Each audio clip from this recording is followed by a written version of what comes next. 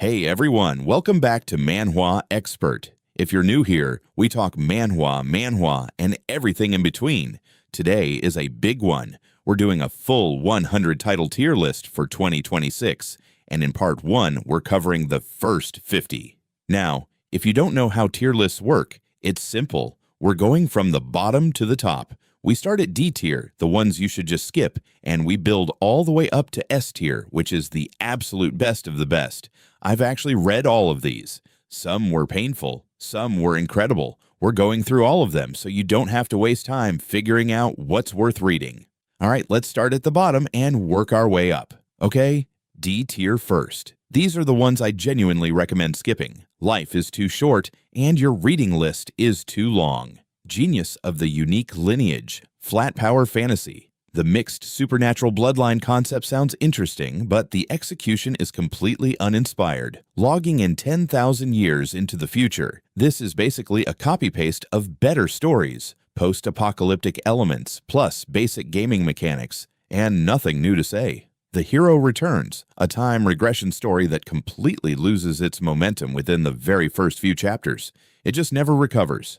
Emperor's Solo Play, repetitive virtual reality setup. If you've read one VR gaming manhwa, you've basically read this one. Chronicles of the Lazy Sovereign. The concept has potential, but the 3D computer-generated art style is stiff and artificial. It makes the whole thing feel lifeless. My exclusive tower guide. Generic tower climbing premise with forgettable characters. Nothing here will stick with you. The Dark Swordsman returns. Generic reincarnation story with no compelling hook to pull you in. Breakers. Another trapped in a video game variant that does nothing new with the formula. To hell with status windows, an unlikable protagonist combined with standard tower clearing fatigue. It's a tough combination to sit through. The Berserker's second playthrough, short, generic, and predictable from Chapter 1. 10 titles, all skippable. Moving on. C tier is a step up. These aren't bad, they're just not doing anything special. Raid these only if you've already finished everything above them. I Am the Fated Villain. Decent Chinese manhwa with a ruthless villain lead. The problem is pacing bloat. Things drag on longer than they need to.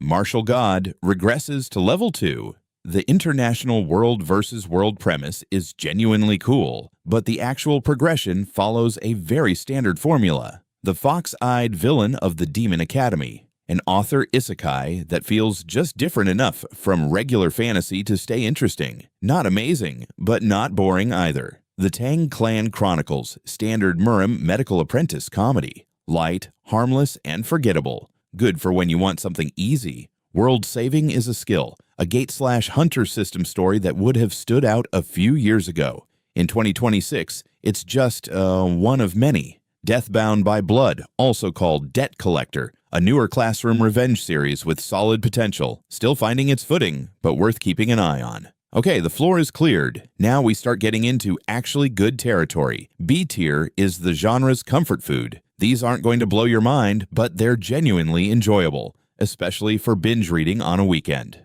Star-embracing Swordsman, visually one of the most stunning series on the entire list. The highs are incredible. It has a weaker middle arc, but the visual peaks are absolutely worth it. Chronicles of the Demon Faction, a hidden gem. An orthodox assassin reincarnates into the demon faction, and the story plays with that identity conflict really well. If you haven't heard of this one, check it out.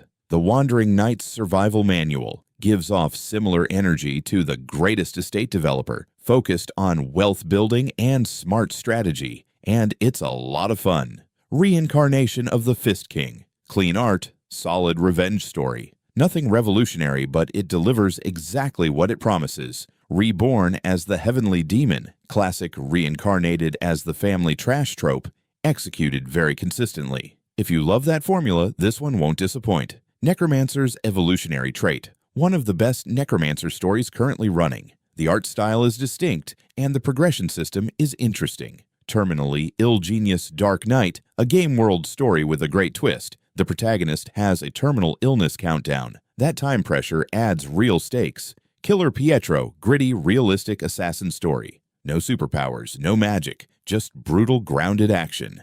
Surprisingly refreshing. The Regressed Mercenary's Machinations. This one is significantly better when you binge it all at once. Weekly reading breaks the pacing. Save up some chapters before you start. The beginning after the end. This one used to be higher. The light novel is still fantastic, but the webtoon formatting has hurt the pacing. Still solid, just not what it once was. Eleceed, action series with light-hearted cat comedy mixed in. Surprisingly charming. Consistent quality throughout.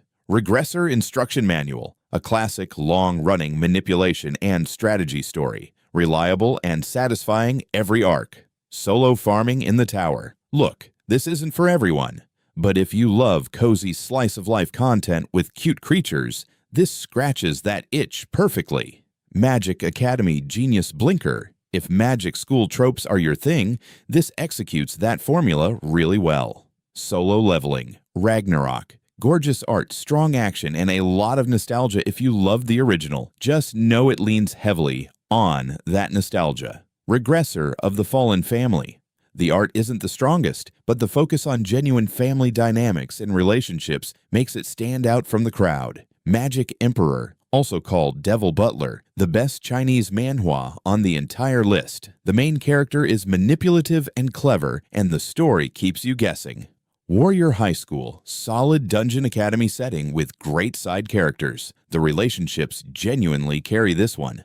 The Great Mage returns after 4,000 years, visually pretty, and the story shifts into an interesting demonic realm setting. Good sequel energy. Return of the disaster class hero. Fast-paced and visually flashy. The storytelling is a bit predictable, but the action makes up for it. That's B tier, 20 solid reads. Now we're getting into the real good stuff. A tier is where things get genuinely great. Not quite legendary, but these are 100% worth your time. Mist, Might, Mayhem, from the creator of Nano Machine, so the pedigree is already there. It's brutal, dark, and driven by an anti-hero. If you like morally gray protagonists, this is for you. Eternally regressing night. Think Groundhog Day, but with sword fights. The hero relives the same battle over and over to get stronger. It's a unique twist on the progression formula, and it works really well. The Last Adventurer, a gritty reincarnation story with really high-quality artwork. It doesn't sugarcoat anything. It's raw and brutal, and that's exactly what makes it compelling. Reaper of the Drifting Moon. If you want beautiful fight scenes, this one delivers.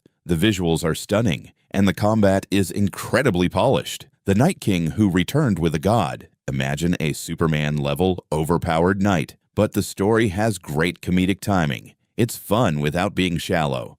Surviving as a Genius on Borrowed Time. This is the one for people who want realistic Murim world-building. The protagonist is dying, and the story builds around that tragedy in a way that feels completely fresh. Pick Me Up, Infinite Gacha. One of the best trapped-in-a-game stories running right now. The execution is tight, the stakes feel real, and it avoids most of the genre's usual pitfalls. Nano Machine. Historically, this would be S tier. And, honestly, if you haven't started it, the early arcs are incredible. Recent chapters have slowed down. The protagonist faces almost zero struggle anymore, so it drops to A tier for now, but the foundation is still phenomenal. Absolute Sword Sense, also from the Nano Machine creator, but this one actually has a better overarching mystery. It's doing things the creator hasn't done before. Solid A tier and climbing. 9 titles in A tier, all of them great. But now, the moment you've been waiting for. S tier. This is reserved for titles that are genuinely life-changing for the genre. Not just pretty good, I mean stories that make you forget to sleep. Return of the Manhwa Sect, also known as Blossoming Blade. If you're a Murim fan, this is your Bible. The main character is brilliant, a little chaotic, and incredibly entertaining from start to finish. An absolute must-read in the genre. No debate. Absolute regression. This one is a bit different from everything else in S tier. It's very dialogue-heavy, set in the Murim world, and the main character is overpowered, but smart about it. He makes choices you genuinely don't expect. That clever writing is what earns it this spot. The Greatest Estate Developer. Okay, on paper, the premise sounds completely ridiculous, But trust me, this one is hilarious and incredibly fun. The main character uses real engineering and development knowledge inside a fantasy world, and the comedy never gets old. If you want something lighter that still hits hard, this is your pick. Murim Login. This is a personal favorite. It's been running for a long time, and somehow it stays consistently strong chapter after chapter. That's incredibly rare in this genre. The pacing, the characters, the action, it all holds up. Easy S tier. And number 1, Omniscient Reader's Viewpoint. This is the crown jewel, the masterpiece of masterpieces. If I could only recommend one manhwa to someone who has never read the genre before, this is it, every single time. The world building is some of the most complex and brilliant you'll ever find anywhere. The protagonist has a genuinely unique power, and the story earns every single emotional moment it delivers. Absolute perfection. And that's part 1. Part 2 is coming very soon. Trust me, there are some very spicy rankings coming.